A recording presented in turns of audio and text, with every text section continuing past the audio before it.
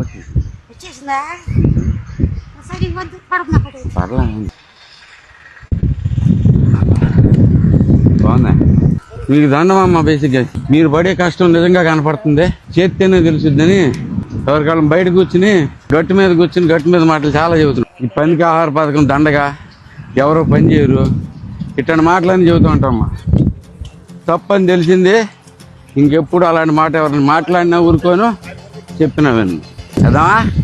రాడే మంటు నింగి ఒళ్ళు విరిగెను గట్టి పరగతోన, జడారి కళ్ళు తెరుచుకున్న వేళన చినుకు పూలవాన, సముద్రమెంత దాహమేస్తే వెతికెను ఊట బావినే, శిరస్సు వంచి శిఖర మంచు ముద్దిడె మట్టి నేలనే.